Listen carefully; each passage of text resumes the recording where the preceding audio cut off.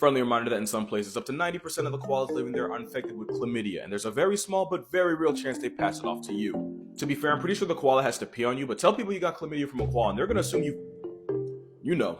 However, a couple years back, they started doing vaccine trials to try to help the koalas out. The problem is you can't give koalas antibiotics because they need bacteria in their gut to digest eucalyptus, so if you murk the bacteria, then the koala flatlines to starvation. But now, researchers got koalas taking vaccines to try to figure out the best one to help them fight the spicy clan without also getting put on a perma diet. They've been working on it for pretty much a decade, but now it seems that researchers might have figured out a vaccine that can help treat sick koalas in captivity and in wildlife hospitals. And now all we gotta do is wait for it to get approved for wider use. We still got a little ways to go, and they're not totally out the outback yet, but things are finally starting to look up for them, and if you needed to hear good news today, there you go. Here's some dog hacks that work, and I know they work because I used to work at an animal shelter. If you have a deep voice and you have trouble getting your dog to listen to you, swallow your pride, use a baby voice. Studies show that most dogs actually pay better attention to humans that speak to them like the little fur children they are, and it's also believed that it can help you connect with them better emotionally, especially if you're a man with a deep voice. Before you give a dog a new toy, sleep with the toy in your bed for a night or two. That way it'll associate whatever positive feelings it has while playing with you, since it'll have your scent all over it. Same type B, but if you have a dog that's afraid of thunderstorms or just has anxiety in general, give them a blanket, but make sure you sleep on top of the blanket for a couple nights. Not only will the blanket provide a sense of security and comfort, it'll associate all of that with you. And I can tell you from personal experience, if you do this enough times, eventually you'll just become the blanket. If you want to bond with your dog, stare at them. I'm talking full-on eye contact. The chemical oxytocin that gets released in both you and your dog is the same one that gets released when a mother and newborn interact because it's known as the bonding hormone. But only do this with dogs that already know you. A dog that doesn't might just see it as a threat. It's kind of like how a kiss from your mom hits a little different than one from a random behind you at a line at Kroger. The more you know. Here's how long animals can hold their breath, except the numbers slowly get more and more outrageous. Hippos, about 5 minutes. Kinda disappointing that the closest thing to an actual land whale taps out that fast, and that's not me fast shaming them, it's scientifically accurate. Plus real ones know. There ain't a whole lot to shame. Dolphins, about 10 minutes. Again, pretty mid for something that has to swim for a living. Sea lions, up to 20 minutes. Fun fact, sea lions are actually closer to being sea bears, the more you know. Emperor penguins, just under half an hour, and to do that, they slow their heart rate down to 3 beats per minute, and they have more hemoglobin than we do. Here's where it starts to get weird. Sloth, 40 minutes. To be fair, their ancestor was a giant marine sloth, but the animal that only ever goes swimming by accident, lasting longer than something that breathes air but has an address in the ocean, is kinda wild. Sperm whales, 2 hours. And it'd probably be longer if they didn't have to run fades with giant squids down there. Sea turtles, 5 to 7 hours, and most of that's while they're asleep. And yeah, sea turtles do breathe air. I can't believe I let myself get into an argument over that. Sea snakes, for some, 8 hours. Although they low-key cheat by being able to breathe through their skin. Spiders, 40 hours. In an experiment, a wolf spider came back to life after 40 hours under by going into a state of suspended animation. Basically, it's like going into the ultimate power save mode while also hitting snooze on death. That's not even the last animal here. Scorpions, 6 days. The more you know.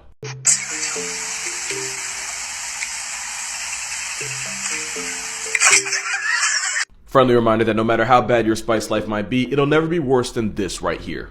You see, female hyenas, they have a damn. Yeah, I don't think there's really a good way to say it, so I'm just gonna show it. That's a girl. Female hyenas have you know what? I'm just gonna call it a clitoris. They have a clitoris. They have a clitoris that's so big that, well, you can't really tell the difference between a female and a male with the real thing. The upside is, it's physically impossible for a male to do the do without the female also wanting to, so mating happens when, where, and with who the female wants. The downside is, the process is a lot like reversing a Jeep into a tight parking spot blind with no backup camera. The only thing worse than that is the fact that they gotta give birth through that thing. Oh yeah, cross your legs, it's as painful as you think. The process involves the cup tearing through the whatever I called it, and not only can it flatline first-time mothers, some like 60% of firstborns get life deprived because they suffocate on the way out. But yeah, imagine taking life and giving birth through your meat hose. Then pray you don't get reincarnated as the op of Lion King. This is why you never paddleboard out in the ocean.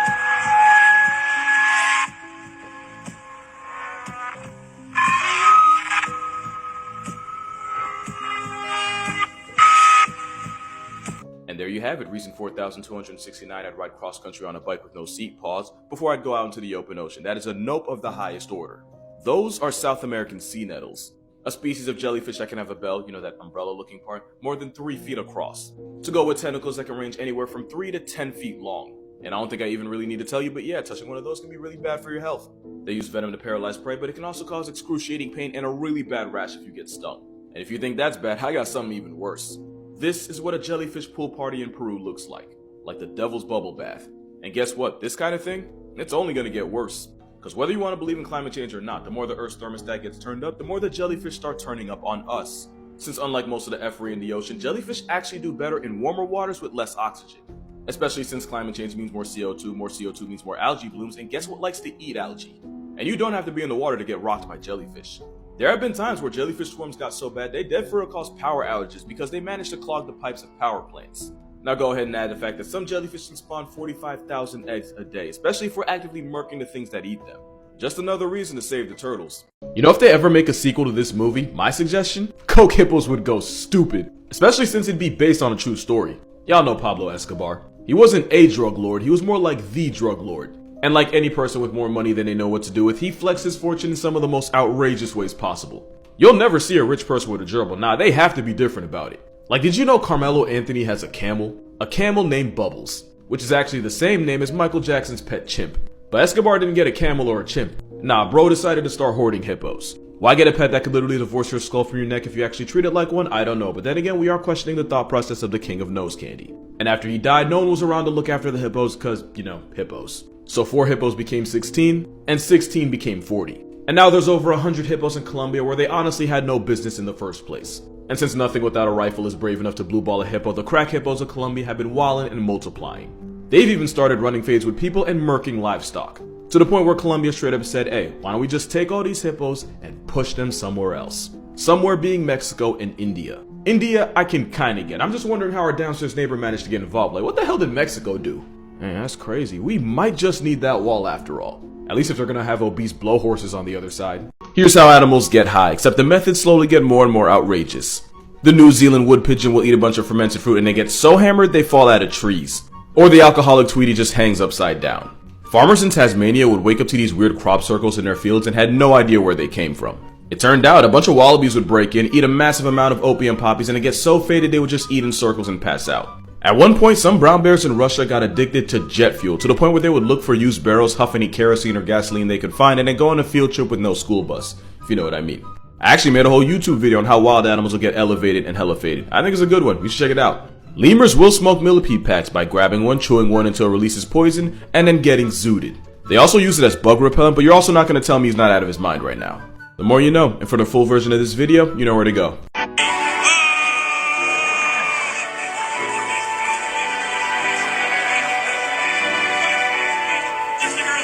You know, as a kid, I spent way too much time wondering what that is. Well, for anyone who actually cares, I have the answer. Spanish dancer. It's a noodle brain. I'm sorry, come again? It's a gastropod mollusk. Pardon me? It's a sea slug. Qu'est-ce que tu dis? It's a struggle snail. How did it get its name? Yeah, that's how. Literally got named after the fact that it looks like a flamenco dancer's dress. I feel like this was the freaky-ish SpongeBob was watching when Gary caught him. Speaking of which, they actually eat sponges and then steal their toxins for their own use. It's cultural appropriation, but for poison. Cause real talk, the ocean's Satan's wet dream, and anything that tries this hard to be seen is a literal red flag. Now, I'd say that's common sense, but then I remember stuff like this. Yeah, don't do that. Looks like it's going viral again, and if you're asking me, there's a lot of good answers, there's only one right one. 4 lions would definitely be the most intimidating, but with only 4 of them, it wouldn't be long until you'd be reliving Mufasa's final moments. Especially when you see just how often they get violated by bulls. 7 bulls would be solid since they'd be able to form a protective circle around you the way Cape buffalo or a musk ox do. But as a prey herd animal, all it would take is one of them to fold and run for that strategy to backfire and you get turned into a chalk outline. 10 crocodiles would be OP only if the field gets flooded. But on land, 10 crocodiles would be like having a Smith & Wesson on deck but then forgetting to combo to your safe. Now you're probably going to go for the sniper, but remember, there's only one of them, which is why your first choice is going to have to be the 50 eagles. Now if you're wondering why eagles, I'm talking about the ones that take goats and put them on flights with no return trip. So imagine this, times it by 50 and give it to the next person. Also, eagles have the best eyes in nature and can see the sniper from miles away. You can't catch a body if the body catches you first. And for the last pig, bruh, if y'all ain't picked the 10,000 rats, you must have forgot what 10,000 is. Think about it, if the eagle murks the sniper, you still got 44 threats to your well-being to deal with. You can send 200 rats to each one and still have over 1,000 left. Alternatively, if you don't pick them, then you're gonna get pressed by 10 G's of New York subway surfing borough-bred rats. So yeah, give me 10k rats and 50 eagles ready to die for the cause and I'm chilling. Yeah, I'ma just go ahead and say it like this. If you've ever tried to drown a scorpion, your days just might be numbered. So yeah, some scorpions can hold their breath for up to 6 days. Here's why. One is because they don't really breathe exactly the way we do. They have these things called book lungs and yeah, you can probably see how they got that name. They have 4 pairs and the book lungs help maximize surface area so they can take in as much oxygen as possible, which allows them to basically breathe through their exoskeleton. But it also means they can hold on to oxygen long enough for you flushing them to mean nothing. But honestly, this shouldn't surprise you. Way back when, giant scorpions were fully aquatic and lived in the ocean, and they didn't just live there. They ran. I'm talking about Europtera could have been over 8 feet long and they were considered apex predators. Apex is in anything is prey, no exceptions. Lucky for you, they're nowhere near as big today. Unlucky for you, if you have a pool and live in scorpion country for medical reasons, you're not going to want to walk around it barefoot. Scorpions like to hang around bodies of water like a swimming pool because they know that's the best place to try to catch a body like a small insect. And for your mental health, don't try to be 400 IQ and freeze them. Scientists tried and it still wasn't enough to kick them off the census.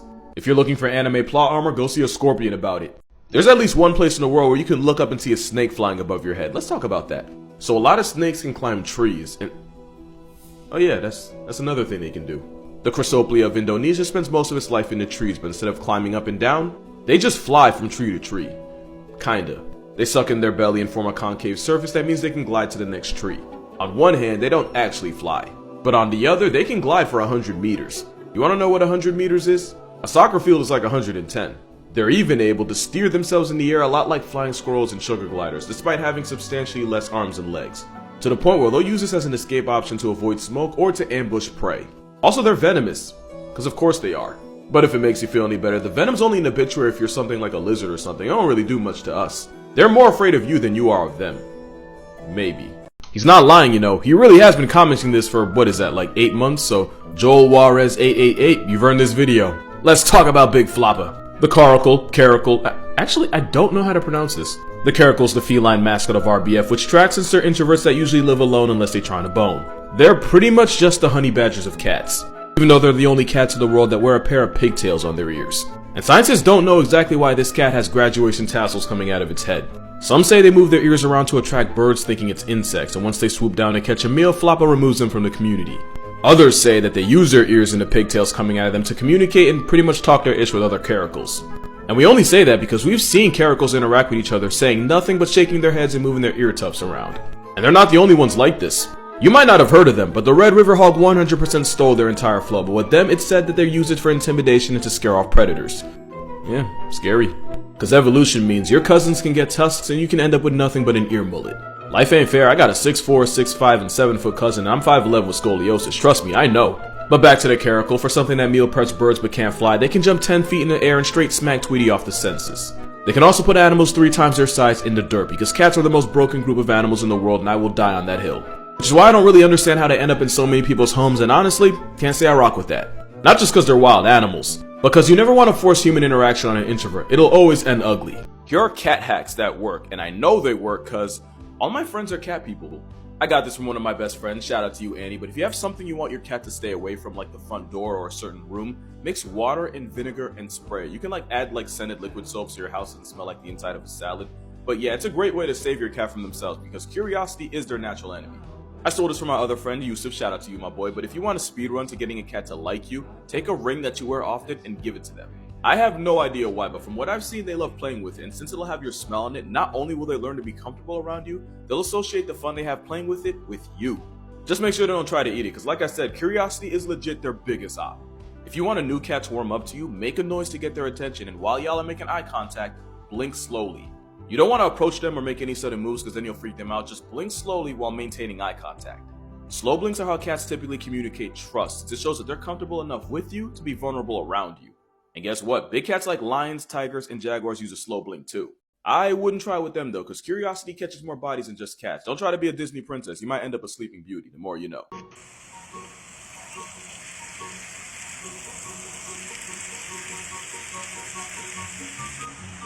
It's nasty, ain't it? Imagine if we had a spit game like giraffes. Yeah, watch till the end, I got something for you. Giraffes pretty much have to be on golden shower timing to see if the female's open for business. So basically the male tastes her liquid gold to see if she's in estrus or in heat.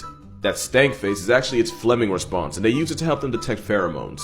Lots of animals, and probably your favorite, do the same thing. And if you think that's bad, be glad you were born when you were. Because if you spawned in ancient Roman times, there's a chance you'd be one of the people that used urine as mouthwash. Apparently they even put it in toothpaste. And the thing is, it actually worked. Because your pee contains ammonia, and ammonia is a cleaning and bleaching agent. Basically, rubbing bladder juice on your teeth makes them whiter. There has been some debate on who takes the blame for this. Some say it was ancient Romans, some say it was a special type of Greek person, some even say it was the Celtiberians. I wouldn't know, I wasn't there. Either way, someone had D-drizzle in their mouth. And because this is the same platform where eating Tide Pods went viral, disclaimer, don't do that, man. Your teeth might get white, but no one's gonna want to be close enough to you to see it. Hey man, it's a free country and I can't make you not do it. Just don't blame me if you do, the more you know. You remember that part of the pandemic when people were FaceTiming eels?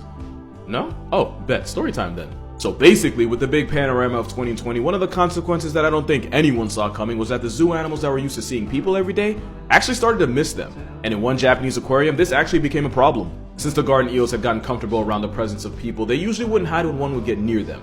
And with the worldwide Panera turning everyone into a homebody, the eels that used to be chill with people either switched up or kind of just forgot about us. To the point where if any keepers walked near them, they'd all just hide in the sand.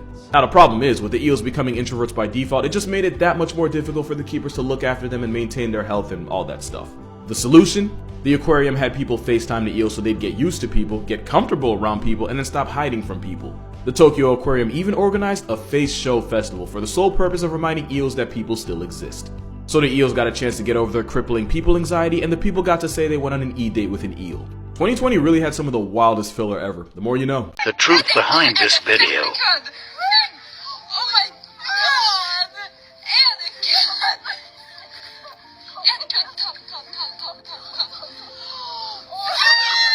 Yeah, this video is real and cute, and the story behind it is a lot less cute. First things first, that is a beluga whale, and they're pretty much everything we thought dolphins were. Cute, friendly, not on the list with Weinstein. They're also incredibly intelligent, and one beluga started getting clout after people noticed that he was a little too comfortable around people. The beluga, who they named Vladimir, with an H, instead of being shy and avoiding people like usual, he would actually seek them out and even let them feed, pet, and take selfies with him. And as you can see here, he even returned a phone after a woman dropped it in the water. And that wasn't even the only time Vlad would go viral for something like that. There was another instance where he was recorded returning a guy's dropped GoPro.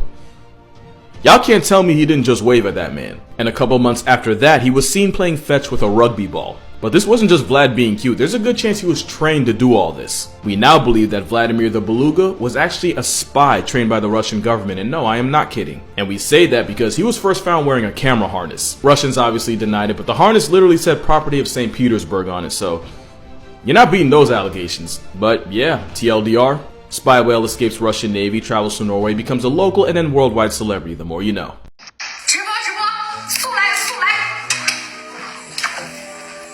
I didn't think I'd live long enough to see the dad Mr. Renegade. What happened to this app I used to love? What happened to #1 Victory Royale? So if you're watching this, it means Guidelines hasn't Thanos snapped me yet, and you're probably wondering what the hell that is.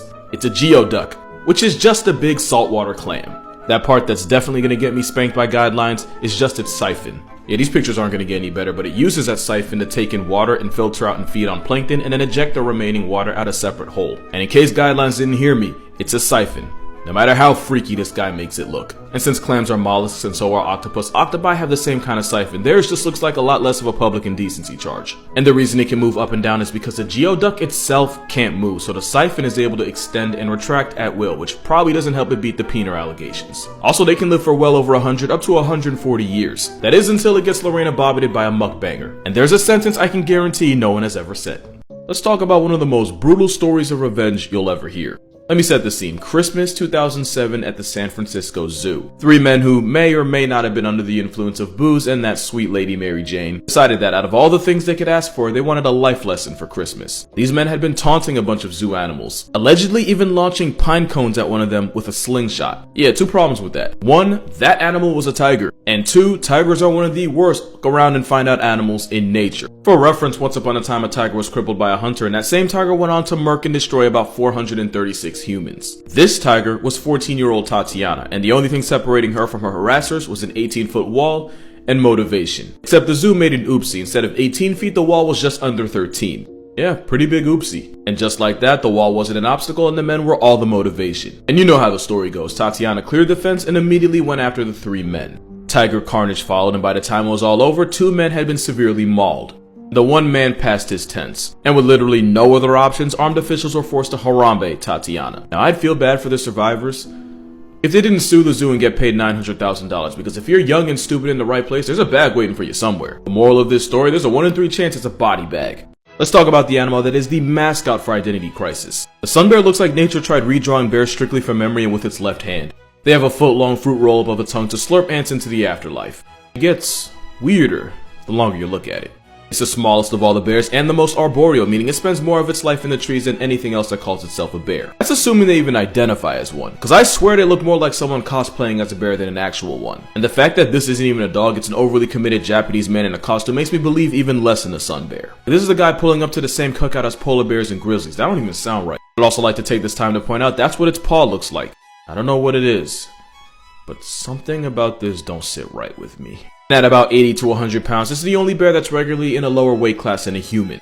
Don't go thinking they some light work. They also have one of the strongest bite forces relative to body size of any bear, and considering they steal most of their meal prep from anteaters, I have no idea why. They're also smart. One sun bear saw sugar being locked in a drawer and then used one of its claws to open it. They're also able to read and mimic facial expressions like gorillas, orangutans, and us. Honestly, they're pretty cool. But I'm pretty sure every skinwalker story can be traced back to a decaf bear trying to act normal.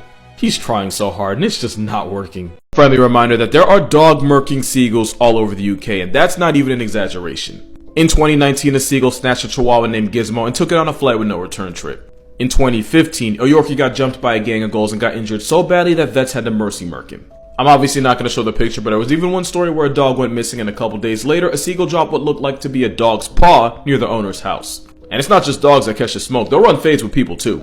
One seagull caught a body after the wing op swooped a man and caused him to have a heart attack. Now you're probably thinking, there's about a 0% chance that a poolside pigeon can down an entire dog. Just remember that birds are dinosaurs and they've evolved some stuff since T-Rex times, and the gag reflex is not one of them. They've also packed up sheep. They've been known to attack baby right whales when they surface and eat the literal fat off their back. They'll drown and eat other birds, I've seen them do it, and they'll even gouge the eyes out of baby seals, eat them, and continue to feed on the now blinded baby. Satan has a pet canary and he seasoned the United Kingdom with it. Oh, remember that show on the Animal Channel where the female giraffe liked the male giraffe, so she started it? And in case you didn't get that joke as a kid because you were an idiot like me, when giraffes flirt, the female will, as you say, drizzle liquid, and the prospective male will taste the product to see if she's ovulating and open for business, and it'll even do this stank face to detect any pheromones. What comes next is, well, if the pipes are working, probably him. Now my only question is, what the hell is this? Wanna watch the Animal Channel? Where's the remote? Same man didn't just break the sound barrier going for that remote. This is just proof that king shaming is not a choice, it's a moral obligation. Dan opened wider, Schneider strikes again. You know how there's a bunch of animals that ended up being way worse than our childhood told us? You know what I'm talking about, like hippos, dolphins, otters. Well, what about animals that actually aren't that bad? Okay, just hear me out, just for a second, just hear me out.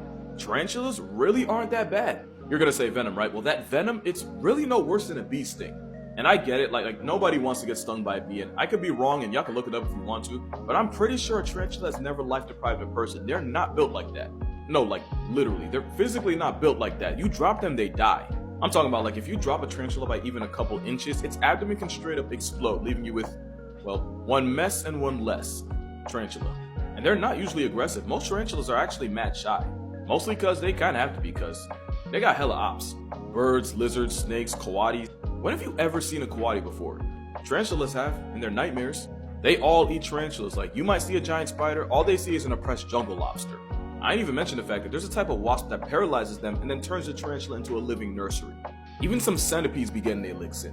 Probably the most dangerous thing about them is that they'll shoot hairs at your face if they feel like their life's in danger.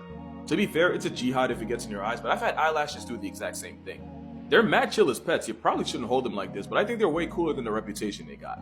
Are South American sea nettles, a species of jellyfish that have a bell, the umbrella-looking part. Those are South American sea nettles. A species of jellyfish that can have a bell, you know, that umbrella-looking part. That are more than 3 feet across to go with tentacles that are over 10 feet long. More than 3 feet across. To go with tentacles that can range anywhere from 3 to 10 feet long. I don't need to tell you something that you probably already know, but touching one of these things is not good for your health. And I don't think I even really need to tell you, but yeah, touching one of those can be really bad for your health. And if you think that's bad, this is what a jellyfish pool party looks like in Peru. And if you think that's bad, I got something even worse. This is what a jellyfish pool party in Peru looks like.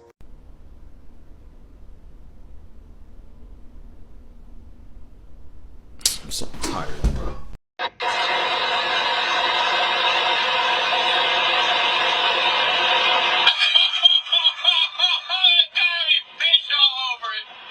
This is what happens when your signature move backfires in the worst way possible. Let me explain what just happened to our little possum friend. So as you probably already know, opossums cosplay as corpses as self-defense. Except they don't be playing, they actually go into an involuntary stress coma that can take hours to wake up from, to the point where no amount of pushing or poking gets them out of it. Not only that, but they'll even commit to the bit by drooling and releasing a foul, nasty smell to convince whatever's pressing it that it's well past tense. Here's the problem with that though. Coyote don't care. They'll eat literally anything, dead, alive, somewhere in between. If it ain't nailed down, a coyote gon' coyote. And as a scavenger that'll pick the leftovers of bigger predators like bears, wolves, and cougars, they'll really eat a corpse like candy and not think twice about it. Another thing about the wolves to understudy, they'll often pee on the food they find as a way to claim it and to discourage other people from finessing their food. All that adds up to an opossum catching 2 L's like Cool J and getting R. Kelly'd in the process. All that and he's still finna be a Twitter bio by the end of the day. There's no death more dishonorable than that.